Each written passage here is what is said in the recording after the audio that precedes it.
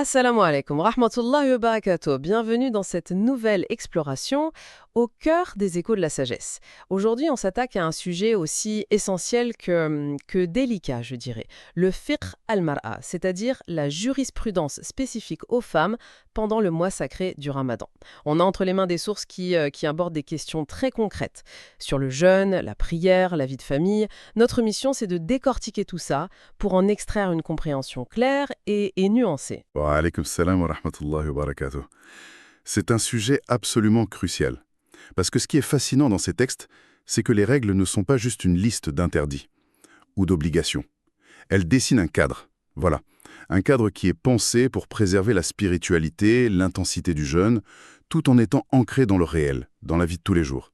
Et on va explorer justement cet équilibre subtil entre l'exigence spirituelle et les situations très humaines qui se présentent. Cet équilibre, c'est exactement ça qui m'intéresse. Alors plongeons directement dans le vif du sujet, avec une question qui revient très souvent et qui concerne l'intimité dans le couple. Les sources sont-elles claires là-dessus? Une femme peut-elle consentir à une relation intime avec son mari pendant les heures de jeûne du Ramadan? Alors, la réponse des textes est catégorique. Non. Il lui est interdit d'obéir à son mari dans cette situation. Le principe est clair. Pas d'obéissance à une créature dans la désobéissance au Créateur. Et si elle consent volontairement, le jeûne des deux époux, est immédiatement invalidé. Qu'il y ait eu éjaculation ou non d'ailleurs. L'acte en lui-même est une rupture de la sacralité du jour. C'est une position très ferme. J'imagine que les conséquences, ce n'est pas juste de devoir rattraper ce jour de jeûne. Quelle est la marche à suivre après un tel acte? En effet, les conséquences sont à la hauteur de la gravité de l'acte. Il y a 3 étapes requises pour les deux. S'ils étaient consentants, bien sûr. La première est la plus importante. C'est le repentir sincère, la taouba et la demande de pardon, l'istighfar. C'est un péché majeur. La deuxième, c'est le rattrapage, le coda, c'est-à-dire jeûner un jour pour remplacer celui qui a été invalidé. Et enfin, la troisième, c'est l'expiation, la kafar. Et ça, c'est une sanction bien plus lourde. La kafara. On entend souvent ce mot. En quoi est-ce qu'elle consiste précisément dans ce cas? Elle suit un ordre hiérarchique très strict, basé sur un indice où le prophète a guidé un homme dans cette situation.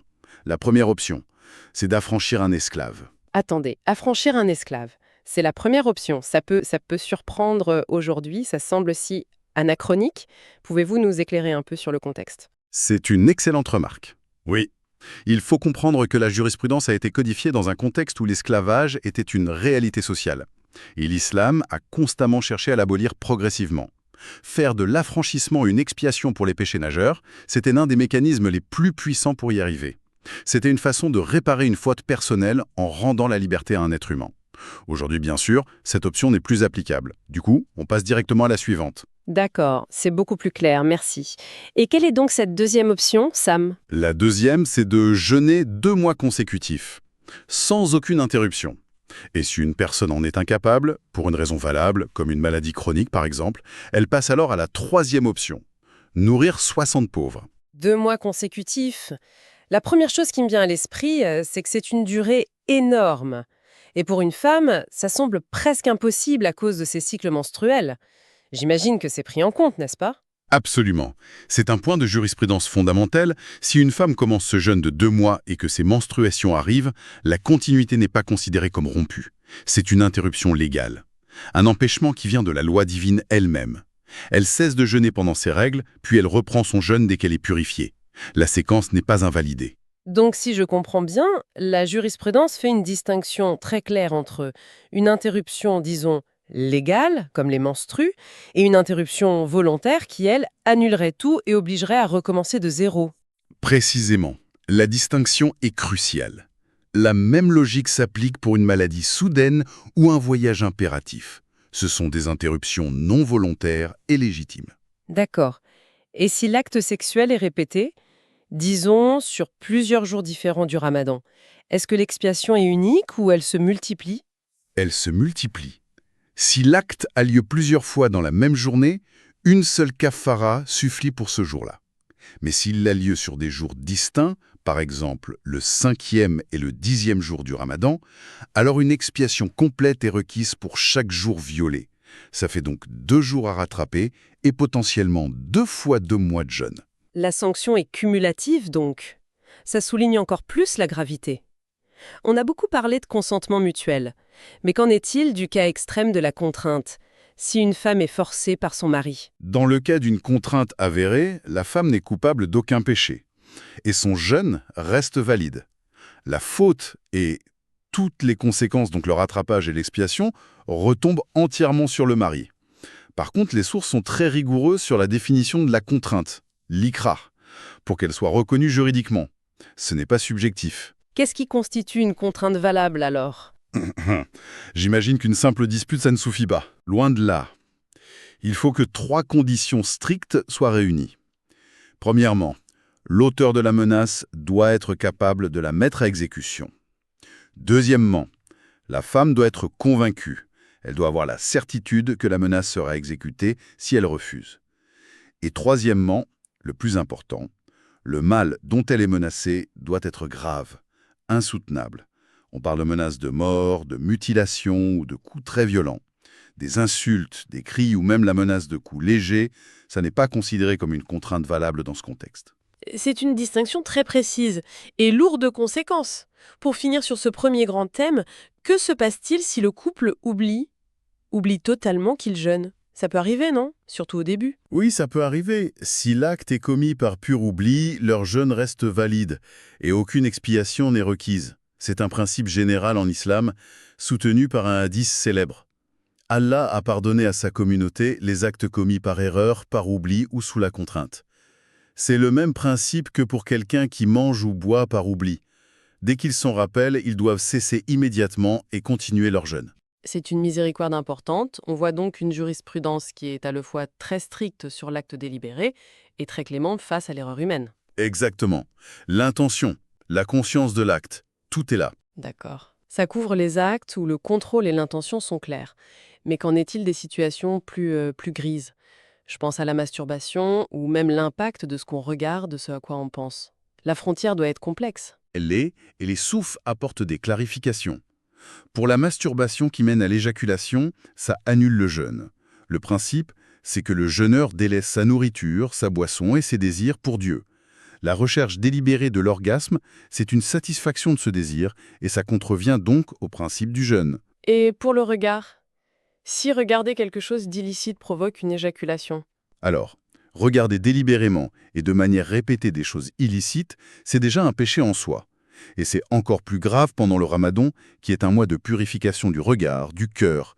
Si ce regard insistant conduit directement à une éjaculation, alors oui, le jeûne est annulé. Il faudra le rattraper. Ce qui m'amène à me demander, et si ça vient seulement de l'esprit, sans aucune action physique, sans même un regard, si l'éjaculation est provoquée par de simples pensées?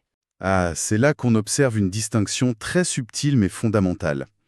Si l'éjaculation est le résultat de simples pensées, sans une action délibérée pour les provoquer ou les maintenir, le consensus est que le jeûne n'est pas rompu. La base, c'est un hadith qui dit « Dieu a pardonné à ma communauté ce que leurs âmes leur suggèrent tant qu'ils n'agissent pas ou ne parlent pas ».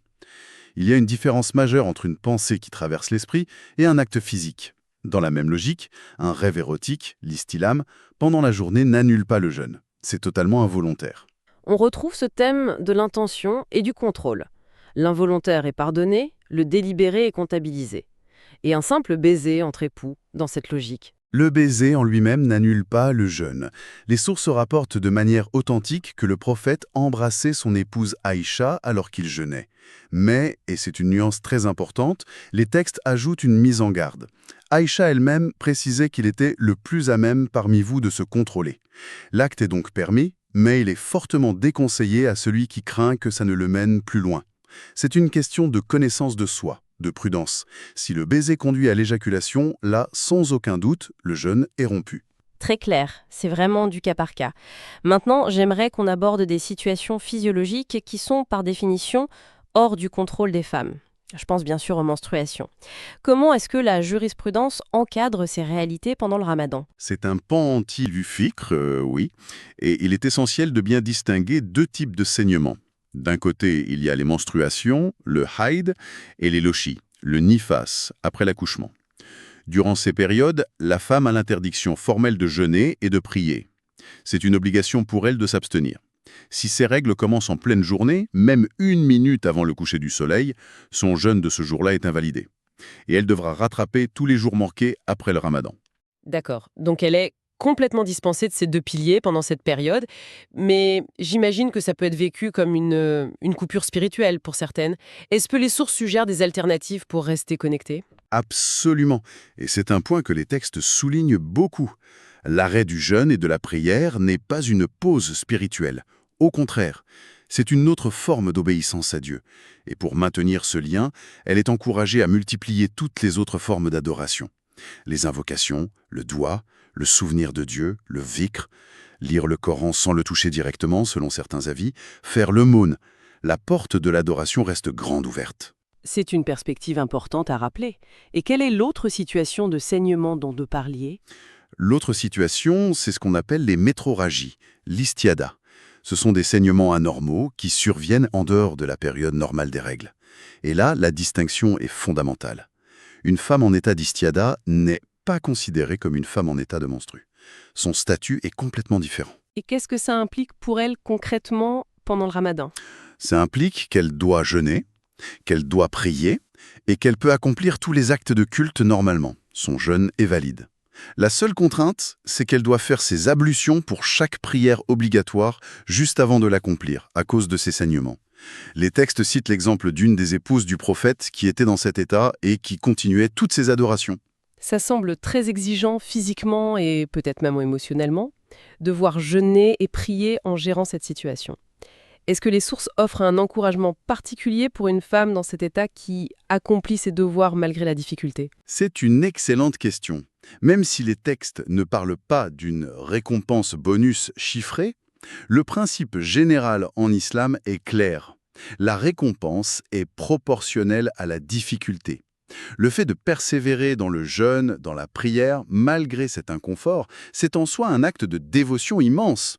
C'est une épreuve qui, si elle est supportée avec patience, eh bien, elle devient une source de purification et de grande récompense. Voilà. Merci pour cette clarification.